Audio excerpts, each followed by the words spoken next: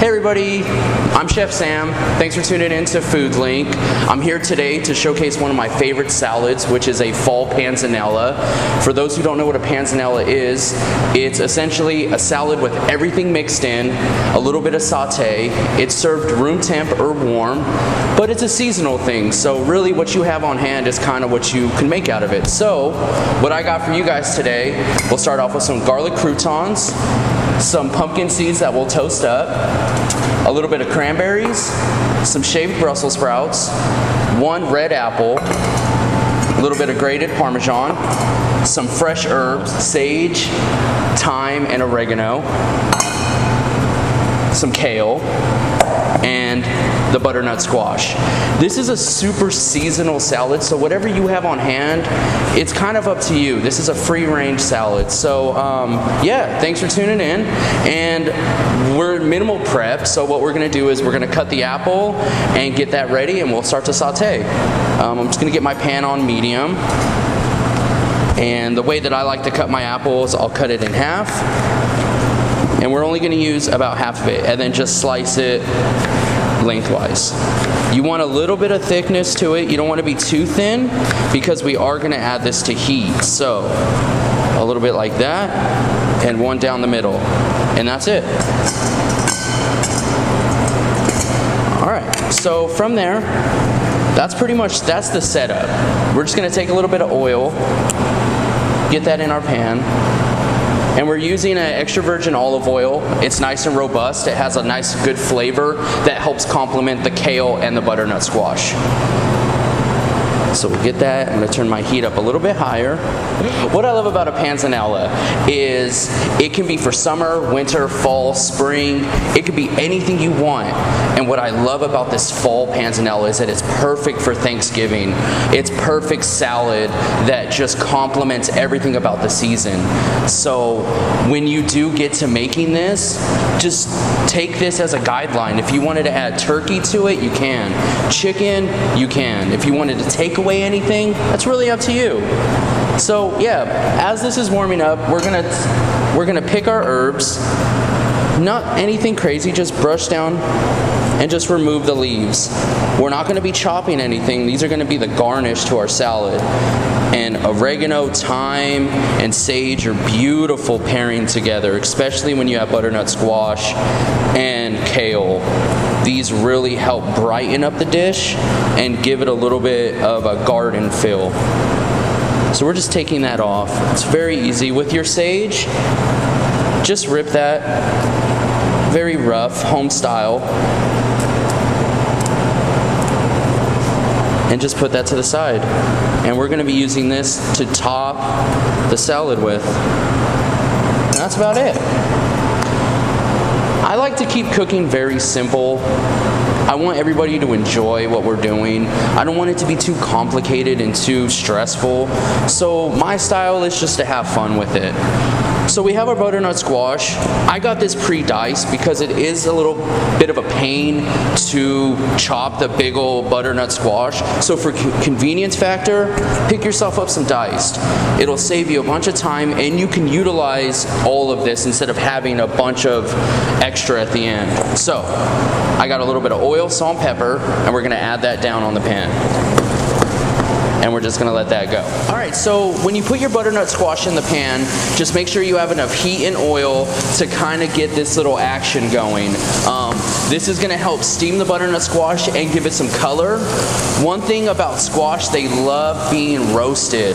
So during this time, I'm gonna add in my pumpkin seeds and let the oil and the seasoning absorb into the seeds, and it gives it a nice crunch factor. And you're also toasting the seeds at the same time, so you're doing a little bit of 2-for-1 right here. And just give it a small toss and get everything nice and coated.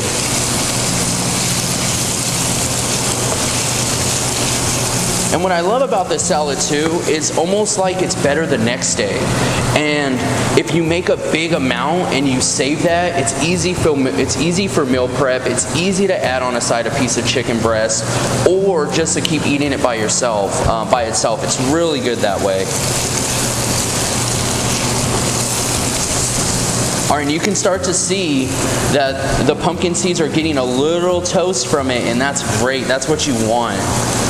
So just get everything from the sides and just let that chill.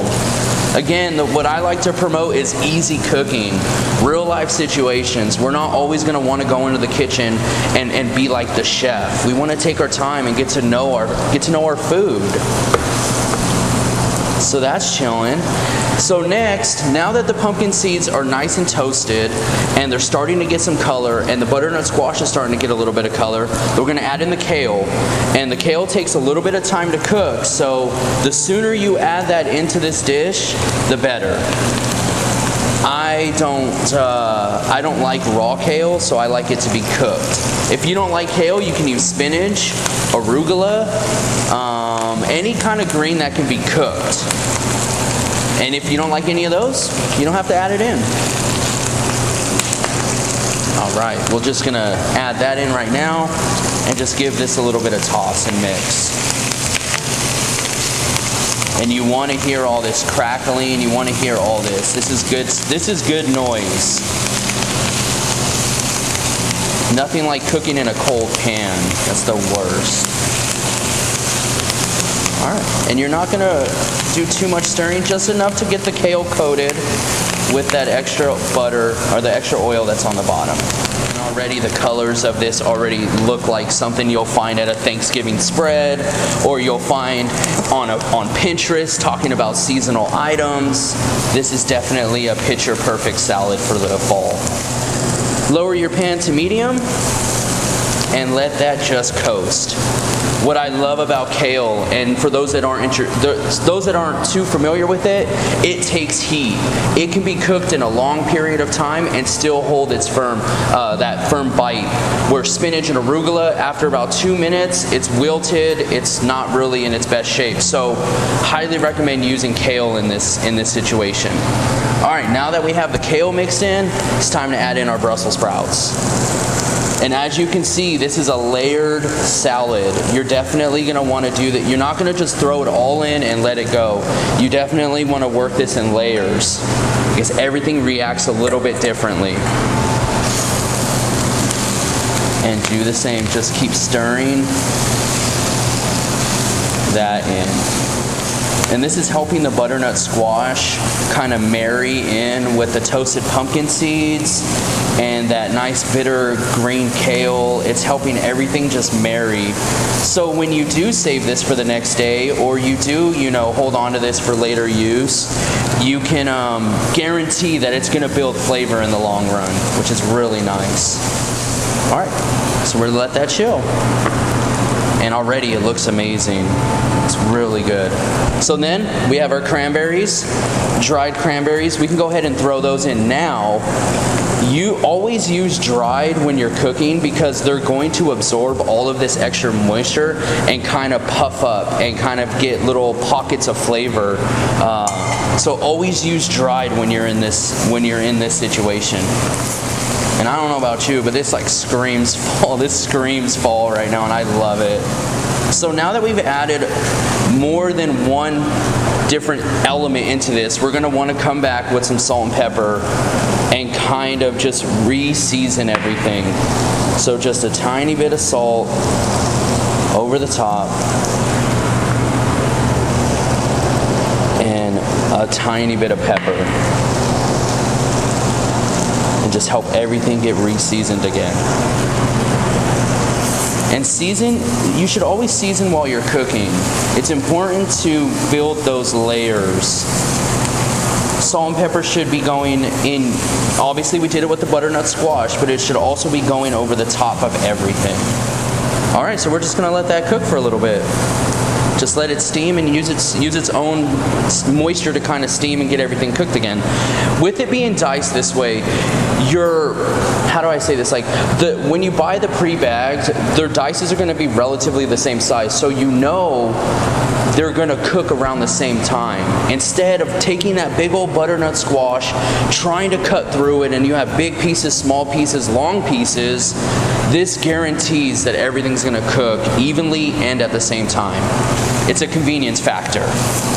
And honestly, buying a butternut squash is a little intimidating because it's huge and we might not have the right knife and you might not have the right cutting board, or you might not know where to start. So this saves you a lot of time.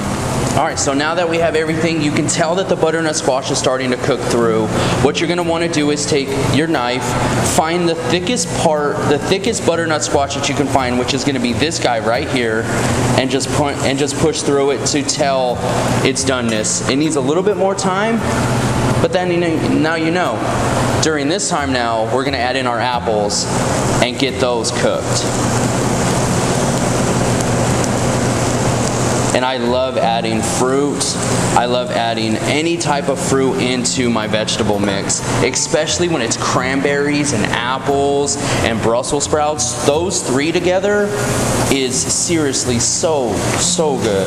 So after you have your apples in and you give that a quick toss, you're gonna wanna cover this and turn it on low. And this is just gonna help everything continue cooking with condensed heat.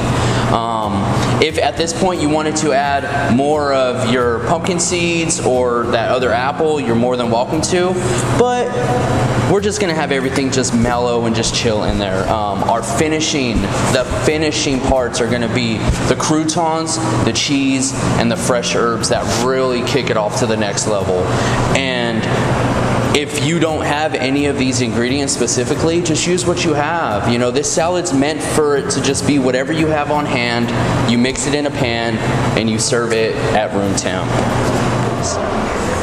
All right, so after about, I think it's been like seven to 8 minutes, you're gonna uncover it and just see where it's at. And I can tell by how translucent the butternut squash is. And translucent means that you can kind of start seeing through it a little bit.